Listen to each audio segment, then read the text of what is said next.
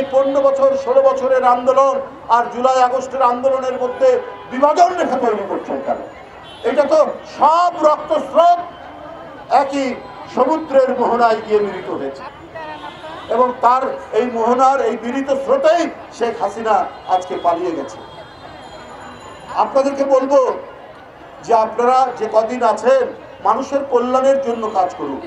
এখনো তো আপনার মিনিকেট চালের কেজি 85 টাকা, এইদিকে আপনারা নজর দিন।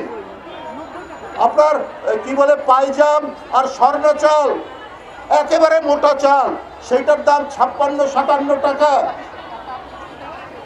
আপনার 28 সেটার দাম 62 থেকে 65 টাকা। তো এগুলোর দিকে আপনারা নজর দিন। আপনারা ছাত্রদেরকে কি সবক দিচ্ছে?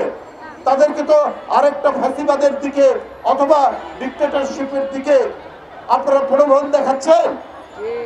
এইটা তো ঠিক নয়। আমাদের চ্যানেল আর অ্যালাউ করে না ভারতে।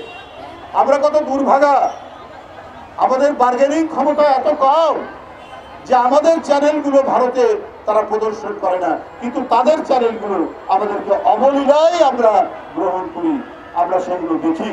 আমাদের এত শান্ত সুস্থিত এবং আমাদের সমাজ এত চমৎকার সমাজ, এখানে বাবা মা ভাই বোন আত্মীয় স্বজন নিয়ে আমাদের যে শান্তিময় এবং সৎ যে সমাজ, সেই সমাজকে বিকৃত করার জন্য আজকে যে সাংস্কৃতিক আগ্রাসন, যে কথাটি ভদ্রমহিলা বলছিলেন, একটা অত্যন্ত সত্য কথা। সেটা ক্রমাগতভাবে শেখ হাসিনা এটাকে আশকারা দিয়েছে। এই সমস্ত বিকৃত কালচারের কারণে আজকে সমাজের মধ্যে এই জঘন্যতম নারীর উপর নানা ধরনের যে আক্রমণ, নারীরা আজকে যে বিভিন্নভাবে আজকে নির্যাতিত হচ্ছে। আসিয়ারা, ওই বাচ্চা 8 বছরের মেয়ে, আজকে ধুকতে ধুকতে নির্যাতিত হয়ে ধুকতে ধুকতে মারা গেল। এটার কারণটাই হচ্ছে এই সাংস্কৃতিক, এই বিকৃত সাংস্কৃতিক আগ্রাসনের মধ্যে বাংলাদেশ পড়েছে। কারণ শেখ হাসিনা এটাকে জিইয়ে রাখার জন্য, এটাকে ধরে রাখার জন্য তিনি সর্বান্তকরণ চেষ্টা করছেন। এই ঈদে জামা জুতো অ্যাকসেসরিজের ডিসকাউন্ট। কিন্তু আমরা যে একটা স্বাধীন দেশ, দেওয়া নেওয়ার মধ্যেই তো সম্পর্ক। আপনার চ্যানেল এখানে চলবে, আমাদের চ্যানেল আপনাদেরকে চালাতে হবে।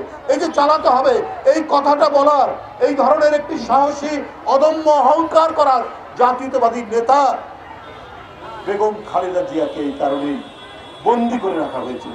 তিনি এই কথাটা বলতে পারতেন, তারেক রহমান এই কথা বলতে পারতেন, বিএনপির ভারপ্রাপ্ত চেয়ারম্যান।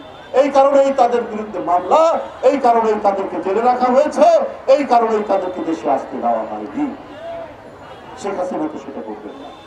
তো ডক্টর ইউনূস সাহেব, আপনি প্রধান উপদেষ্টা, মানুষের বিশ্বাস আপনার উপর। আপনি চাই আপনার হাত দিয়ে একটি অবাধ সুষ্ঠু নির্বাচন নিশ্চিত হবে। আপনি যে কয়দিন ক্ষমতায় থাকবেন, আপনি অবাধ সুষ্ঠু নির্বাচনের মাধ্যমে জনগণের প্রতিনিধির কাছে ক্ষমতা হস্তান্তর করবেন। এই ধরনের একটা গভীর বিশ্বাস জনগণের। কিন্তু যদি গড়িমসি হয় তাহলে তো এটা ভিন্ন মাত্রা নেবে। আপনার এক উপদেষ্টা ছাত্রদেরকে বলছে, তোমরা যেভাবে তোমরা চালাচ্ছ আমাদেরকে, এইভাবে 5 বছর চললে পরে দেশ আরো সুন্দর হবে। তারপরে নির্বাচনের দরকার নেই। গণতন্ত্রের যে নিশ্চয়তাগুলো আছে, আপনার আইনের শাসন, ন্যায় বিচার, আদালতের ন্যায় বিচার এবং সংবাদপত্রের স্বাধীনতা, এগুলো তো গণতন্ত্রের উপাদান। এই গণতন্ত্রের উপাদানগুলো কি ধ্বংস হয়ে যাবে? আমি সেই উপদেষ্টার কাছে বলতে চাই, তো এটার জন্যই তো লড়াই। জুলাই আগস্টের যে আন্দোলন, চূড়ান্ত আন্দোলন, এটা তো 15 বছরের যে গণতন্ত্রকামী রাজনৈতিক দল বিএনপির নেতৃত্বে যে আন্দোলন করেছে, তার তো চূড়ান্ত বহিঃপ্রকাশ। এটাকে আপনারা বিভাজন করছেন কেন? এই 15 বছরের মধ্যে ইলিয়াস নেই, সুমন নেই, চৌধুরী আলম নেই, অদৃশ্য করা হয়েছে। এদেরকে কেন করা হয়েছে? কারণ এরা সোচ্চার ছিল অবাধ সুষ্ঠু নির্বাচন এবং ফ্যাসিবাদ থেকে বাংলাদেশের মুক্তিকর ঘটানো। এই কারণে কি জীবন দিয়েছে। সেই জীবনের একটা চূড়ান্ত বহিঃপ্রকাশ দেখলাম। শিশু, তরুণ, কিশোররা জুলাই আগস্টে তারা জীবন দিয়ে শেখ হাসিনাকে বিতরণ করেছে।